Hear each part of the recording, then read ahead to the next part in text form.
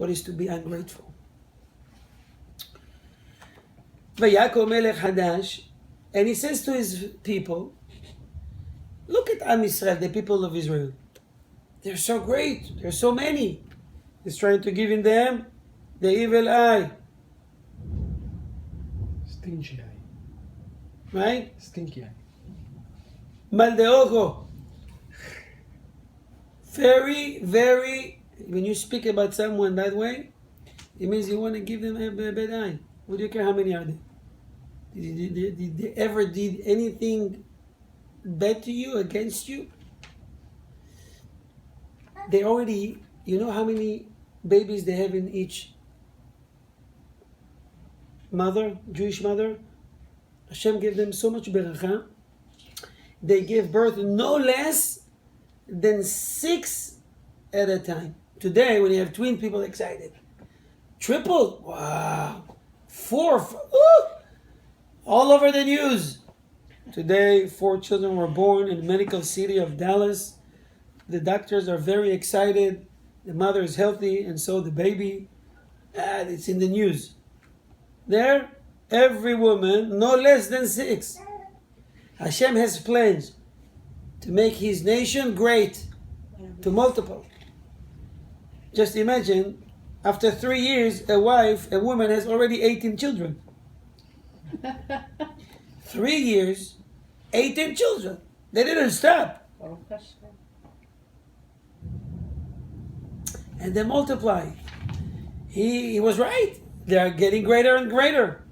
And he comes with a plan. What's the plan? He said, this guy, listen, there is no akar and akara. There's no childless. They don't have any problems. Everybody get pregnant. As soon as they get married, young age, and the mother give birth and her daughter grow up. She's already 12, 13 years old. She already give birth at the same time. What is going on? We can't keep up with these guys.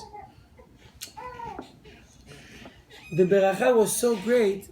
They were getting beracha so much. So the first time they become intimate, the husband and the wife, boom, pregnant. Next time, boom, pregnant, first time. People today, I know it unfortunately is a fact, they've been trying and trying and trying. You have a child, you should appreciate. You should say, Hashem Todah Rabbah. Don't forget, ungratefulness can lead you to very dark places. You got from Hashem Beracha, say Todah Rabbah. Today, people paying thousands of dollars to get pregnant.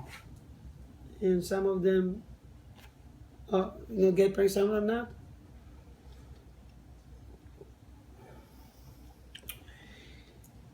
Anyways, in Pasuk Tet, it says, they are so great, Rav ve'atzum mimenu. He said they are so great, and he said the word mimenu. What's mimenu in Hebrew? Means? Not mi itanu, fimitanu. Mimenu, from him, plural. From whom? They said these guys are greater than God. What does that mean? That's what the Kliyakar explained.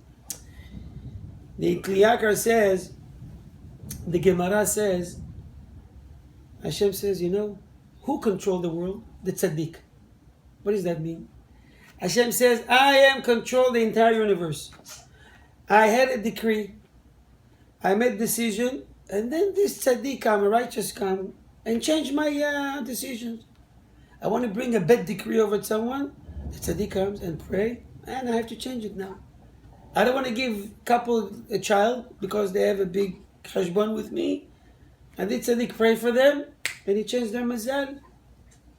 So actually, these guys are so great. They are so tzaddikim. That's what Power says. They're greater than God. They change things in the world. They want to have children. They get children easily. Who can fight against these people? Now he brings this conversation. Who can fight? Who can control? Who asked you to fight with them? They never did anything to you. You put your head in a sick bed, as we're saying, right? Okay. And then he has a plan. Hava nithakkema lo Let's get wise against these people and see how we can control them. Put them in the short leash. How to take care of the Jews. You know, in order to justify atrocities against someone else, they had to bring, a good excuse to convince the people. Remember, Yimach Shemo v'zichro Hitler. Hitler first, in order to make sure that people will go with him and hate the Jews, what did he do? He titled the Jews as the German people's enemy. First enemy. What enemy? The best professors and lawyers, the best people he had were Jews. They did nothing bad to you. No, jealousy. Then, from enemy, he says these enemies need to be crushed like cockroaches. So now they treat the Jews as cockroaches, and roaches you can kill, you can spray, you can burn. They're not human beings. They are demons. All day long in the media against the Jews. Pharaoh is doing the same thing. Disqualifying the Jewish people. And he says, what did he do? Excuse me. He started to give them before he made them cockroaches. He just says he titled them as the Egyptians people first enemy. Number one enemy. He started to torture them with a very big hardship. Building cities like Ramses and Pitom and big storages. Some of them he needed, some of them he didn't need it, just to keep them busy. And he made a very high walls. The Midrash says they made such a hard walls and thick. People had to climb all over to the top. Many of them fell. Many of them died during this job.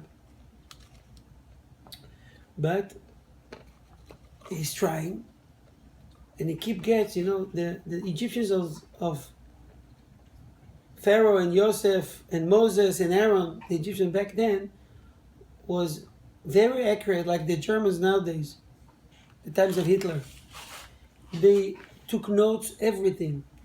Today what they discover in the tombs, in the pyramids, scientists are amazed. The wisdom they had, the math they knew, astrology, the stars, the wisdom of how to mummify, mummification process. Today they can't figure how they do that, what type of material they use. Today, with our technology. They wrote the names of families, addresses, number of children, and they noticed that these guys, in spite of the hardship and the hard work, they keep multiplying. We can't reduce their numbers. Okay, so after the first and second statistics, what did they do? They have plan number 2. What's the plan? Taxes. Before taxes, what did they do? Remember, they had to say they are roaches. So the pasuk says, "Kasher ya'anu oto." It's 112. "Vayakutzu ve'avidu ve'yamareru." "Vayomer melech Mitzrayim" in the pasuk 15. He has to have a good plan. What's the plan? He already said, if an enemy will come against us, these people will gather and join the enemy. They're not going to be with us. This is already justifying killing them. So plan number 2, taxes. People barely could make a living, and they took from them money. So they die in starvation, or they eat non-healthy food, cheap food, and they'll die. Plan didn't work. They keep multiplying. The Talmud says, Hashem says, Paro says, what kind of words he uses to say, I don't want them to multiply. Pharaoh says, Pen yirbe. He says to his people, I'm going to make sure that these people will not multiply. And he says, Pen yirbe ufen yifrotz. And what Hashem says, Ken yirbe. Hashem says, I will make sure they multiply. They brought upon them a hard physical labor, hardship, and that's going to be plan number 3. We are going to make sure that they're going to do this most ridiculous, strangest, and hardest jobs in the world. What do they have to do? They did is they give a man a job of a woman, and a woman job of a man. So they asked the man, you come do cooking, taking care of our kids, babysitting. And the woman, they send them to chop woods. They want them to make them tired. They're pregnant. They want them to lose the child. You know, when a woman, she's pregnant, she needs to watch her baby. Imagine to yourself a woman that has twins, or a woman that has 6. She needs to be just resting. You give her 9 months, you're spoiling her. You're just taking care of her. Not back then. They send them to work day and night. Can you imagine pregnant women chopping woods? Have to gather them and bring them to the Egyptians' fire, hoping they're going to lose the child. But when Hashem guards, nothing works. Hashem gave them the strength, the ability to survive against all their plans. After a long day of working, they want to rest, knock on the doors. We need dinner at the Egyptian's neighbor. They have to go and cook dinner. They make them guards my house, guard the barn, and my animal. They wanted to make sure they won't sleep, no day, no night. This is why, by the way, the time was shortened in Egypt. Hashem told Abraham, how many years they have to be there? Who remember? How many years? Va'avadum ve'inu otam. They will get a hardship. Hashem says to Abraham, your children will be in Egypt. A hardship. 400 years. Bottom line, there were only 210. Only. You know, sometimes one day can kill you. But for 210 years. Why? Because the Egyptians make them work day and night. So Hashem cut it in half almost. Hashem says, you know, there is a decree. They have to work hard, but I didn't mean that way. So, question? Okay. I heard a midrash that says that when Hashem when he asked our forefathers, Abraham, Yitzhak, and Yaakov, if they would give up years of their lives to cut the decree of 400 years of the slavery. I'm not familiar with such a midrash. Sorry. Imagine to yourself the husband's working in the barn late, 10 p.m. Woman comes, the midrash says the woman would come with pots, hot soup, bread, something for the husband to eat, to survive. And they took care of them wherever they ate. The woman didn't stay home waiting for her husband. They had to go out, and with that blessing from Hashem, they were able to support their families on the field when they're still working. Egyptians think they're going to die from hardship, and who's taking care of them? Their own wives. Hashem, when